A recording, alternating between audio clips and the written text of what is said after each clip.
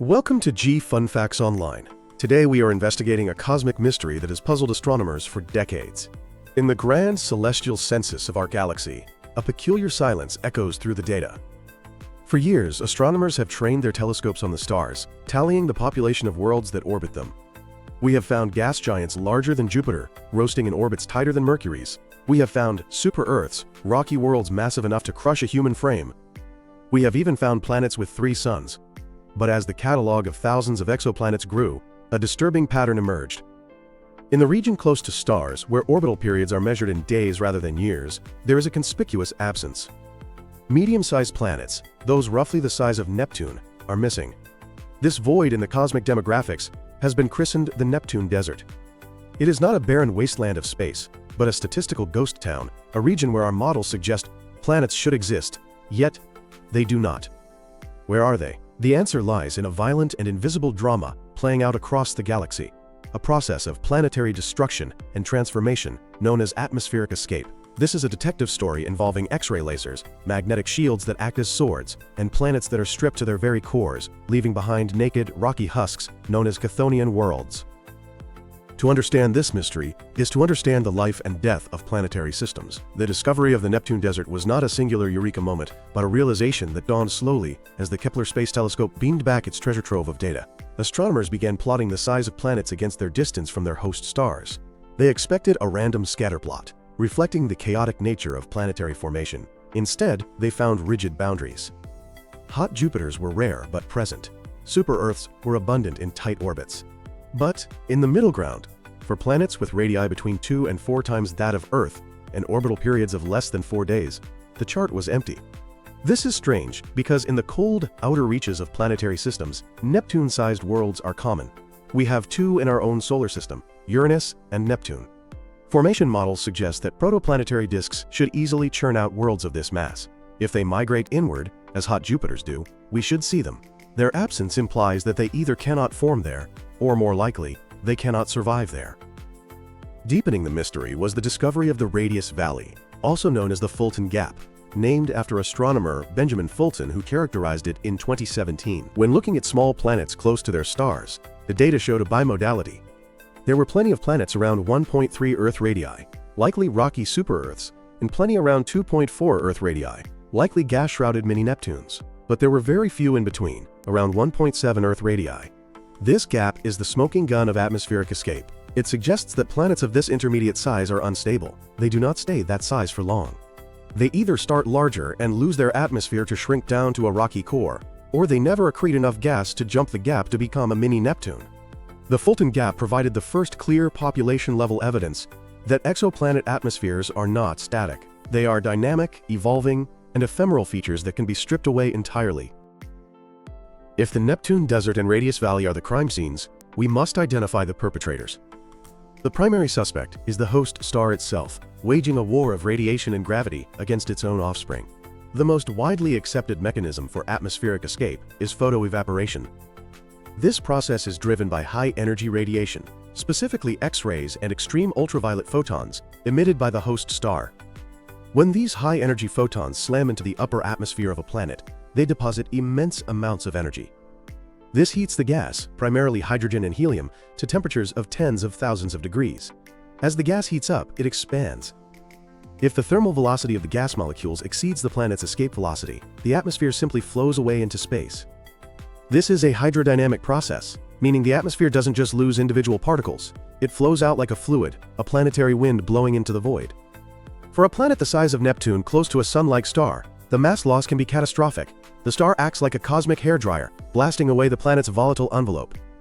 Photoevaporation is most efficient for low-mass planets with thick atmospheres, like hot Neptunes. Gas giants like Jupiter have gravity strong enough to hold onto their gas despite the heating.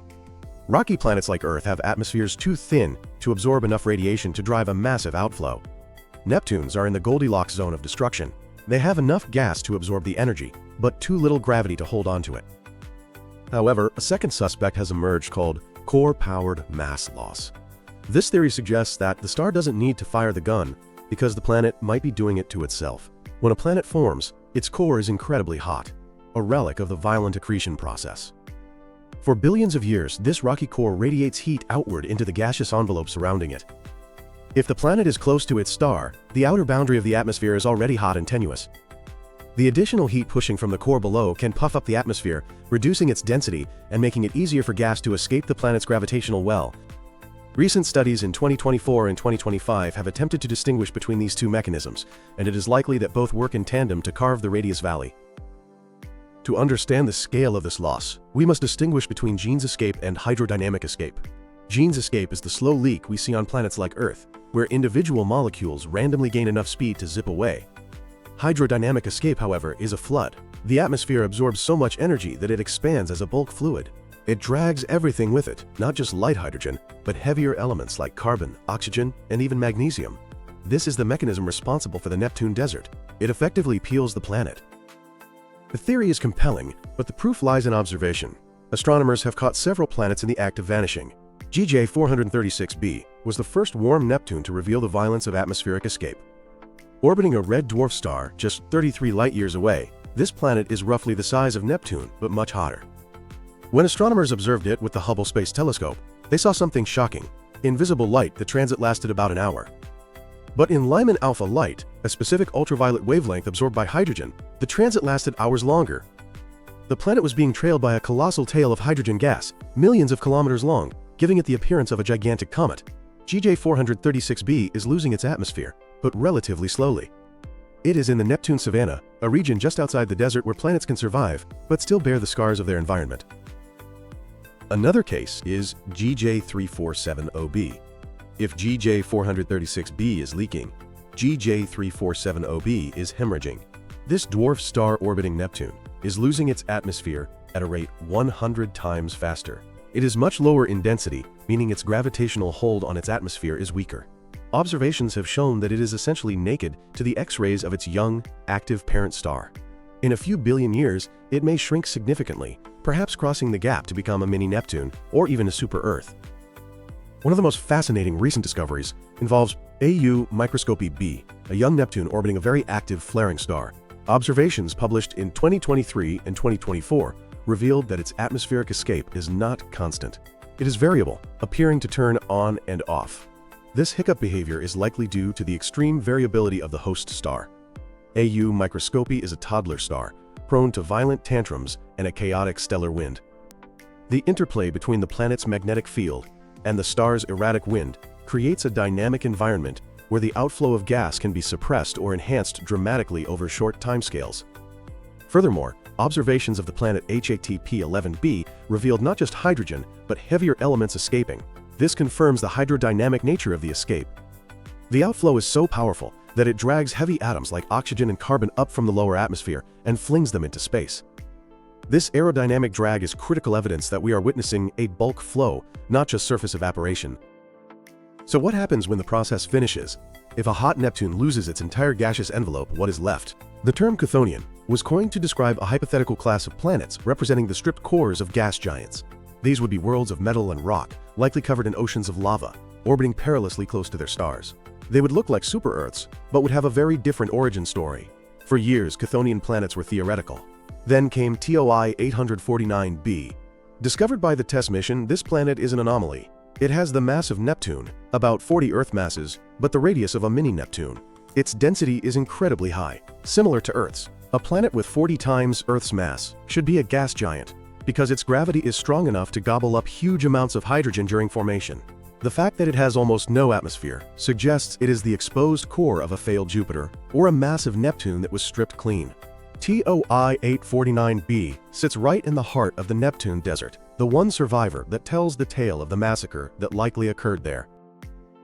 Before TOI 849b, there was Korat 7b. Discovered in 2009, it was the first super-Earth with a measured density consistent with rock.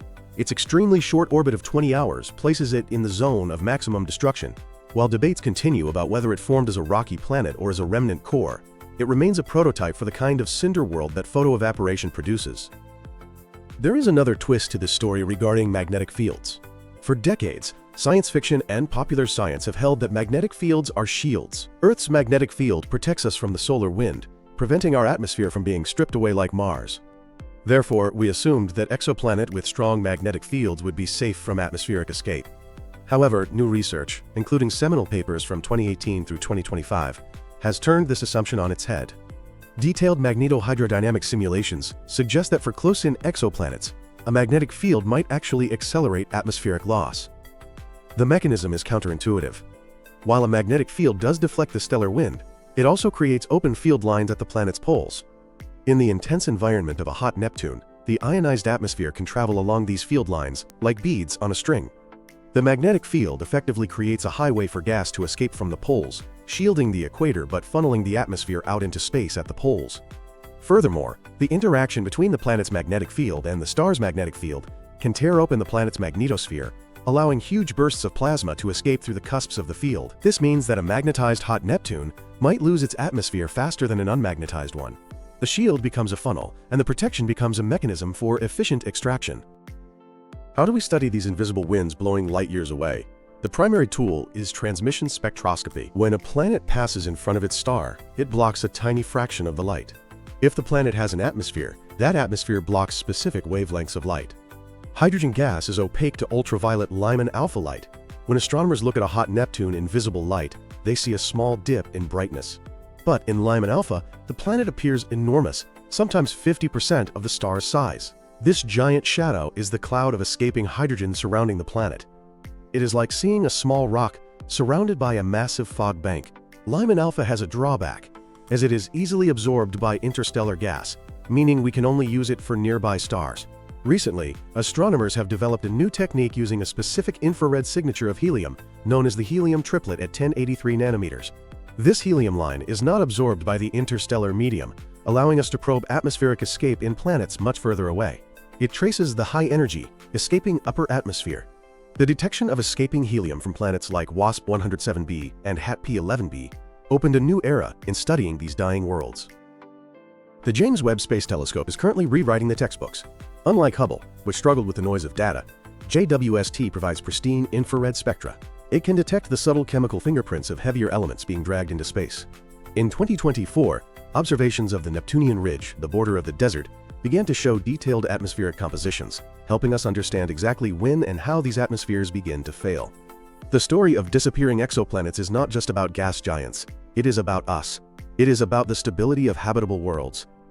The most profound implication of atmospheric escape is that super-Earths and mini-Neptunes may be the same objects at different stages of life. A rocky world formed with a thick gas envelope might start as a mini-Neptune. If it orbits a calm star, it stays a mini-Neptune, potentially a Hycean world with a hydrogen ocean. If it orbits an active star, it loses the gas and becomes a rocky super-Earth. This means that when we look for habitable planets, we must consider their history. A rocky planet in the habitable zone might actually be a stripped core. Would such a world be habitable? Or would the violence of its stripping leave it desiccated and dead? This research casts our own solar system in a new light. Why doesn't Earth have a thick hydrogen atmosphere? Why is Mars so thin? We are the survivors. The hydrodynamic escape that is currently destroying hot Neptunes likely happened to Earth and Venus in the first 100 million years of the solar system. The extreme UV flux of the young sun stripped our primordial hydrogen envelopes, leaving behind the secondary atmospheres of nitrogen, carbon dioxide, and water that we enjoy today. Watching hot Neptunes die is like watching a replay of Earth's violent infancy. The detective story is far from over. The next decade promises a revolution in this field. While JWST is a sniper targeting specific interesting worlds, the European Space Agency's Ariel mission, launching in 2029, will be a shotgun. It is designed to survey the atmospheres of thousands of exoplanets. Ariel will give us the statistical power to map the Neptune Desert with unprecedented precision. It will tell us exactly where the shoreline of the desert is, and how it changes with stellar age and metallicity. Future large ground-based telescopes, like the ELT, will look for the telltale spectral signatures of comet tails behind smaller planets. If we can detect atmospheric escape on Earth-sized planets, we will finally answer the question of how robust terrestrial atmospheres really are. The Neptune Desert is not an emptiness. It is a monument to the power of stellar evolution. It teaches us that planets are not static sculptures fixed in time, but dynamic bodies constantly interacting with their environment. The mystery of the disappearing exoplanets has revealed that the universe is a place of violent transformation.